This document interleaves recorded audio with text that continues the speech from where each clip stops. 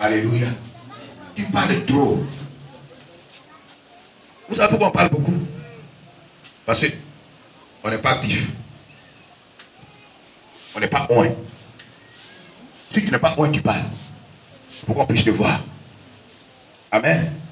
Si tu es loin, tu n'as pas besoin de parler. L'esprit se manifeste. Amen. Quelqu'un qui est loin, il peut se taire. Simplement se passer ici. Et vous allez voir les démons vous crier. Amen.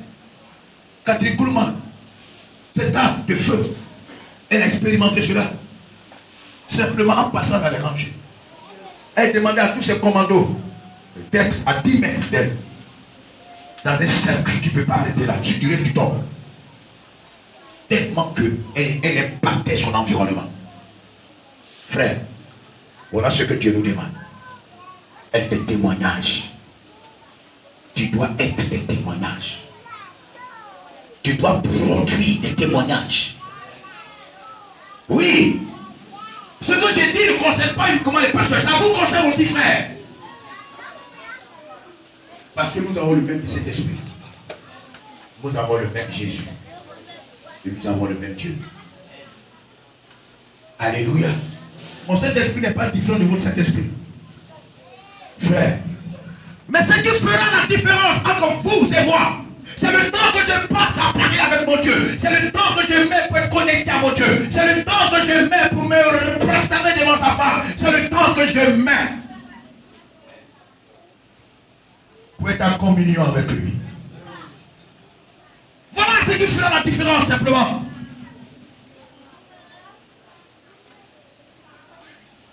Tu dois être un témoignage. Il faut que les gens qui vivent avec toi sachent que tu es chrétien. Il y a des gens, malheureusement, quand ils décèdent, on va au funérail. On dit, on est venu voir un frère. Quel frère? Le frère qui est mort. Ah, tu es chrétien.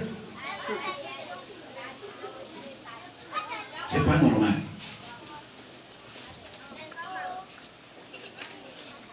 Alléluia. Alléluia. Alléluia. Tu dois marquer la différence. J'ai dit, il faut être un intérêt. Quelqu'un qui a l'intérêt de Dieu, il a la mission de Dieu. Que le diable s'élève ou qu'il ne s'élève pas, tu continues ton chemin. Alléluia. Alléluia. Frère, sois un intérêt de Dieu. Dieu te met en mission. Même si tu es de passage, tu es toujours en mission lorsque tu es dans une église de Dieu. Parce que tu es une créature de Dieu. Tu n'es pas un extraterrestre. Amen. Alléluia. Alléluia. Tu es une créature de Dieu. Et tu dois être un témoignage. Amen. Marquer la différence. Amen. Parce que le sarment ne peut pas produire de fruits sans le sel. On voulait te protéger par Dieu. Et pour ça, on achète des bouteilles d'huile d'onction. Oh, que Dieu. Alléluia. Alléluia. On croit qu'avec la bouteille d'huile d'onction, on va être protégé. Amen. Alléluia. Pourquoi? Une bouteille ne peut pas me protéger. Ce qui peut me protéger, c'est l'Esprit de Dieu dans cette bouteille. C'est ça. Qui fait de cette huile que les gens mangent chez eux une huile d'autorité et de puissance. C'est le Saint-Esprit. Sinon, je connais des gens qui préparent avec ça. Ça. Ils vont dans le supermarché, ils ramassent beaucoup de bouteilles. C'est ça, ils mangent. Amen. Ça veut dire que ce n'est pas la qualité de l'huile qui est importante, parce que tu peux prendre l'huile de cuisine. Vous savez qu'on ne le prend pas parce qu'il y a une odeur un peu. Vous comprenez? Amen. C'est pour cela qu'on ne l'utilise pas. Sinon, c'est pas l'huile. Je vous ai fait l'expérience ici. J'ai pris simplement la peau. Et j'ai demandé à quelqu'un dans la salle d'aller prendre de l'eau, verser dans cette peau. J'ai levé ma main devant vous, soulevé ma veste. J'ai plongé ma main dans l'eau. Et je dis maintenant, cette eau est remplie de Saint-Esprit. Toute personne qui mettra son pied dans cette eau, celui qui est malade de pied, qui est guéri. Amen. Vous avez constaté ici que des femmes qui passaient, des hommes qui passaient dans cette eau ont été touchés par le Saint-Esprit. Amen. Ça, ce n'est pas l'œuvre du prophète Jérémie, mais c'est l'œuvre de la tige à laquelle je suis rattaché. Alléluia. Et c'est cette tige qui fait monter la sève de l'onction. Et c'est cette onction qui rentre dans le serment, donc dans la branche que je suis. Et c'est cette branche qui produit maintenant ce que vous pouvez constater devant vous. Amen. Alléluia. Frère, le serment ne peut rien faire sans la tige. Et le figuier qui est stérile sera coupé. Venu être coupé. Quelqu'un souhaiterait-il être coupé ce matin? Non. Ce n'est même pas la volonté de Dieu. Ne dis pas non. Dieu ne veut même pas que tu sois coupé.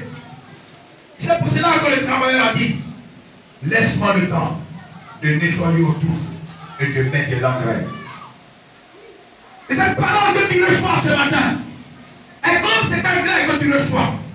Afin que prochainement, tu ne sois plus un figuier stérile, mais que tu sois un figuier qui produit de figues, qui produit de fruits, afin que le propriétaire de la moisson soit heureux.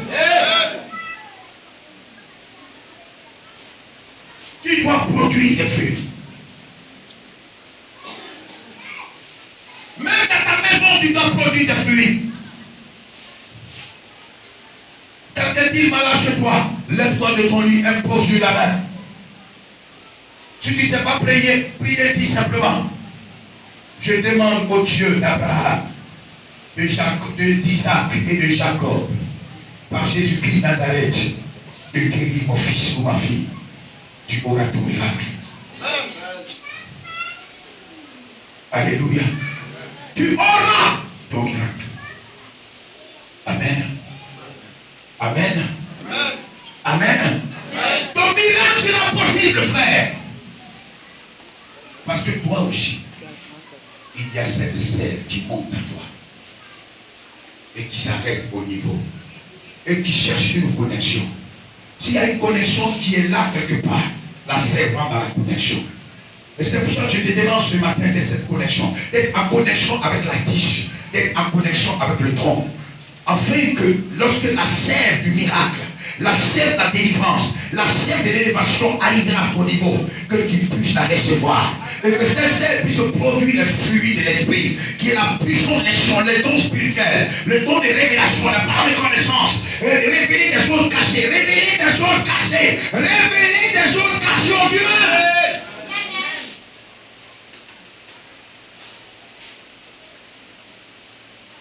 Frère, le figuier stérile, la qualité de l'offrande, la qualité de ton sacrifice.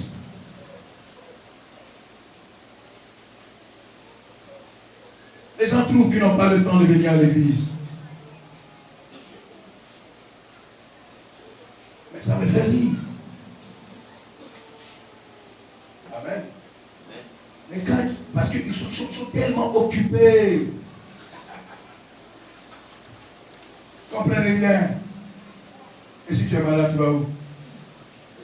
Tu es à la maison. Même si tu as envie d'aller au bureau, tu ne dois pas aller au bureau. Parce que tu es malade. Amen. Oh, lui qui a la vie te demande, viens m'adorer. Dis non, moi j'ai passé le temps. Pourquoi? Je savais dire à quelqu'un, ne reste plus jamais chez toi le dernier dimanche. Parce que si tu conduis de rester chez toi un dimanche, tu resteras chez toi un lundi, et un mardi, et un mercredi, et un jeudi, et un vendredi. Et le dimanche, tu chercheras la route de l'église. Amen. Alléluia. Tu dois marquer le cœur de Dieu. Un des phares et des hommes de décision qu'on doit consulter. Tu mérites qu'on te consulte. Mais pour qu'on te consulte, il faut que tu sois consultable. Amen. Alléluia. Quelqu'un qui n'est pas consultable, on ne le consulte pas. On va consulter pourquoi? Ce qu'on a envie de faire, on le fait. Celui qui a appris ça, c'est ça. Amen. Alléluia. Personne ne... Et dis-moi ton avis. On doit demander ton avis. Parce que Dieu te donnera l'esprit de supériorité. Il te suffit d'être connecté à lui. Soit parce que tu as le doctorat, que tu sais plus riche que moi. Non, ça c'est faux. Hein? Ça c'est archi faux. Parce que celui qui va prospérer, c'est à lui que je suis connecté. Donc, quel que soit le peu que j'ai, je serai davantage prospère. Tu me dis amen, cette parole est pour toi.